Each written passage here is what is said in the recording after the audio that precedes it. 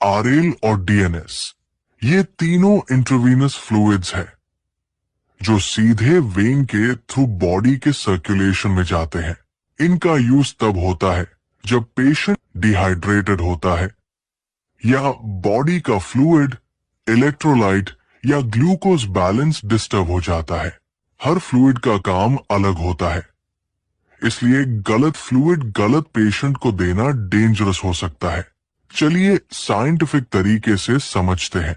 NS यानी normal saline एक isotonic solution है जिसमें 0.9% सोडियम क्लोराइड होता है। इसकी ऑस्मोलैरिटी ब्लड प्लाज्मा के ऑलमोस्ट बराबर होती है, इसलिए ये सेल्स के साइज को श्रिंक नहीं करता है और स्वेल भी नहीं करता है।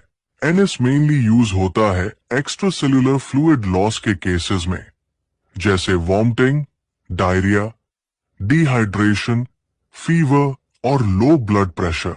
ये ब्लड वॉल्यूम इंक्रीज करता है, ब्लड सर्कुलेशन इंप्रूव करता है और बीपी को स्टेबलाइज करता है। इसीलिए एनएस को सबसे सेफ रिहाइड्रेशन फ्लूइड माना जाता है। आरएल यानी रिंग लैक्टेट एक बैलेंस्ड क्रिस्टलॉइड सोल्यूशन है। इसमें सोडियम, पोटेशियम, कैल्शियम और लैक्टेट होता है जो ह्यूमन प्लाज्मा के इलेक्ट्रोलाइट्स जैसे होते हैं।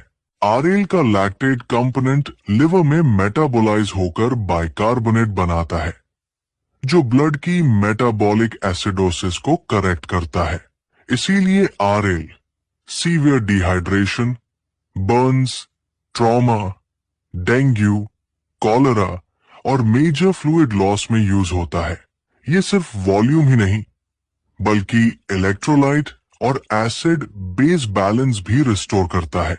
डीएनएस डेक्सट्रोज नॉर्मल सलाइन एक कॉम्बिनेशन फ्लूइड है जिसमें 5% डेक्सट्रोज, 0.9% नॉर्मल सलाइन होता है। इसका मेन रोल होता है फ्लूइड के साथ एनर्जी सप्लाई देना। डेक्सट्रोज बॉडी में ग्लूकोज प्रोवाइड करता है जो ब्रेन और मसल्स के लिए एसेंशियल फ्यूल है। DNS hypoglycaemia, prolonged fasting, post operative patients और जनरल वीकनेस के केसेस में यूज होता है। डायबिटिक पेशेंट्स में डीएनएस केयरफुली और मॉनिटरिंग के साथ ही दिया जाता है।